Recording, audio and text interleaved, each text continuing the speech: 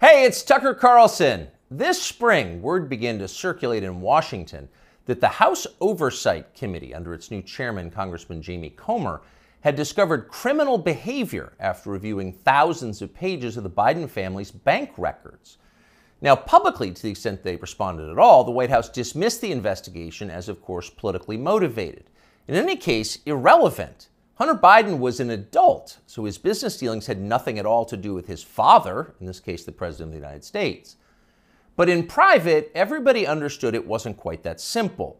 There has long been overwhelming evidence that Joe and Hunter Biden's financial lives are not separate at all, but deeply intertwined. On Hunter Biden's laptop, there's a suggestion that the two of them even at one point shared a bank account. And of course, Hunter Biden wrote himself that he kicked back cash from his foreign business deals to his father. He wrote that bitterly. So the Oversight Committee's investigation was potentially a disaster for the White House, a scandal, possibly even the prelude to criminal charges. So in order to get ahead of all of that, Joe Biden's handlers did the one thing they could do. They set up an MSNBC interview to preemptively whitewash whatever Jamie Comer might find. Here's the result of that. This aired on May 5th. Sir, there is something personal that's affecting you. Your son, while there's no ties to you, could be charged by your Department of Justice. How will that impact your presidency? First of all, my son's done nothing wrong. I trust him.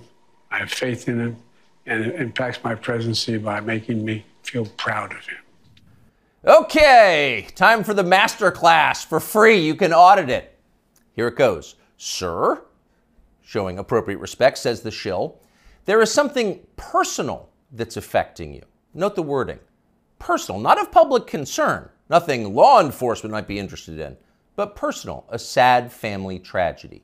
That's the framing. And then this, a sentence choreographed to the letter. Your son, while there's no ties to you, could be charged by your Department of Justice. Got that?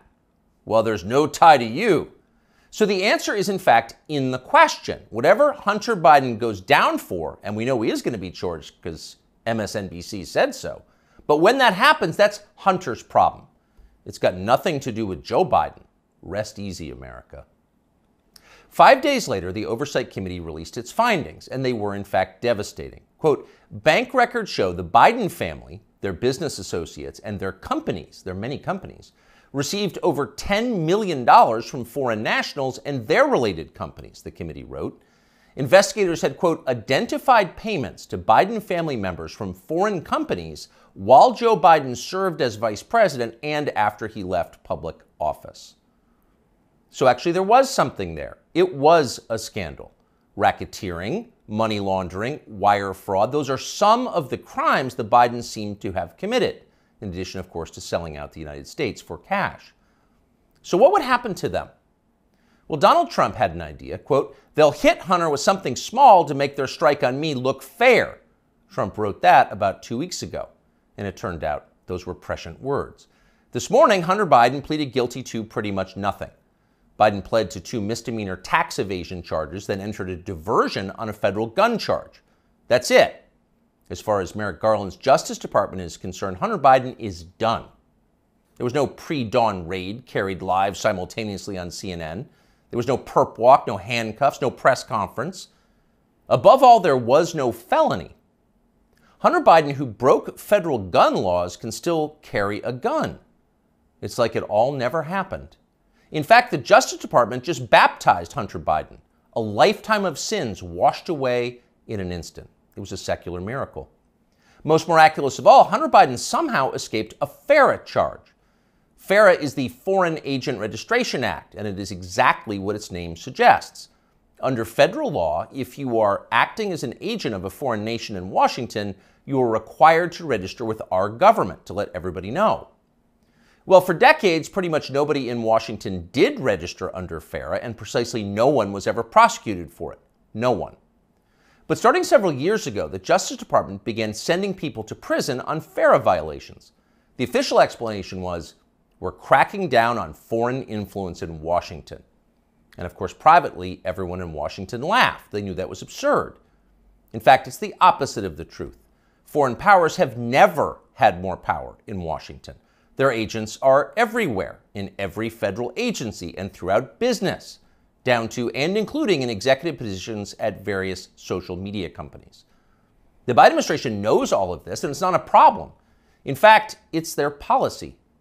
From the administration's perspective, the concerns and the demands of, say, the Chinese government, or particularly the Ukrainian government, are far more important than the needs of American voters. We're cracking down on foreign influence. Please. The point, the only point of enforcing FARA, after decades of ignoring it, is to harass and imprison high-profile political opponents.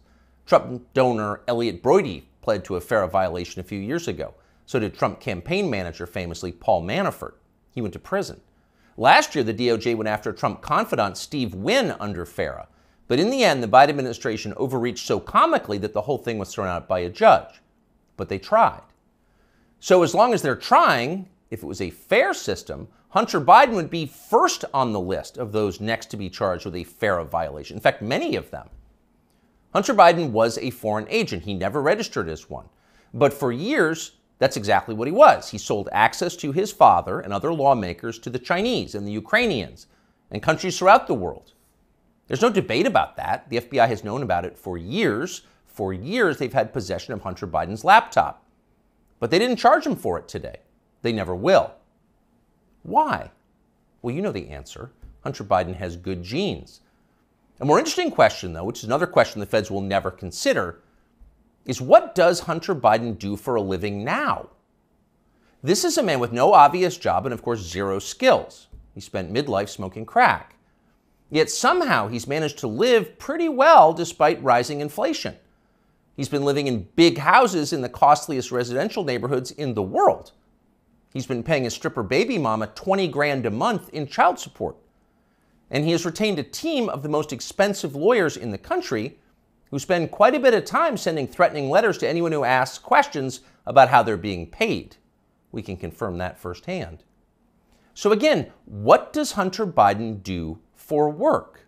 That's a fair question, and tonight we have the answer. For years, Hunter Biden was an influence peddler. Now, Hunter Biden is a self-actualizer. He self-actualizes for a living. He gets in touch with himself, his feelings, and he follows his muse. Here he is explaining his new vocation in a 2019 ABC News interview. This is new. It's your studio. Yeah. But now he's opening the doors to a place never captured by a paparazzi's lens, his refuge, an art studio where he finds solace in painting. What's the goal eventually? No goal. That's the perfect part about it. It's just, it literally keeps me sane. His refuge, far from the paparazzi's lens. In other words, we're not the paparazzi, we're ABC News. What's the goal of this? Your refuge. There's no goal, he says, grinning with those fake teeth. It just keeps me sane. But actually, there was a goal. And if you didn't know what a virtuous person Hunter Biden was, you might think it looked a lot like money laundering. 2 years after that interview, Hunter Biden was selling prints of his art. And to be clear, just the prints, not the, quote, art itself, but effectively photocopies of it for $75,000 a pop. Apparently, Hunter Biden moved 5 of these repros in just days. That's $375,000 in less than a week for signing copies of your fake art. As for the paintings themselves, childish self-indulgent blots, those sold for $500,000 apiece. So the question is, who bought them and why? It'd be interesting to know. There's a story there for sure, but of course we have no right to know. There's no public policy implication. It's not like Hunter Biden's finances have anything to do with his father's finances. Meanwhile, once his father did become president, corporate publisher Simon & Schuster lined up as well to pay Hunter Biden's bills. According to news reports, Simon & Schuster gave Hunter Biden millions of dollars for his highly selective account of his wholly unaccomplished life. And then the publisher lined up brainless celebrity endorsers like Dave Eggers and Stephen King to promote it. King, who apparently will say anything if it helps the party, called Hunter Biden's silly manuscript a, quote, harrowing and compulsively readable memoir. And then Stephen King described Hunter Biden himself as beautiful. Needless to say, the book sold miserably, but Hunter Biden got to keep the millions, and that was the point. And so on. This kind of thing apparently happened a lot. Again, there seems to be a story here, and we think it's probably worth learning a lot more about it and bringing it to you. In the coming weeks, we will. In the meantime, though, the question is, what can we learn from Hunter Biden's plea deal today? First off, the obvious. For the children of the people in charge, there are no penalties. There are only upsides. They're princelings. They can do what they want. You are not. Therefore, you can't. So don't get any ideas about cheating on your taxes or violating federal gun laws unless you want to celebrate next year's Father's Day through the glass in the visitor's room.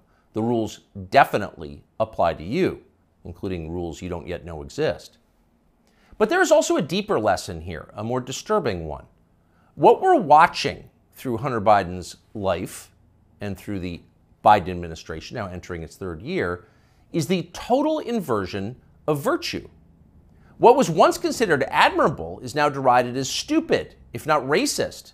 That would include achievement, intelligence, honesty, self-control, humility. Those are features of the old America. Those were yesterday's virtues. They are gone.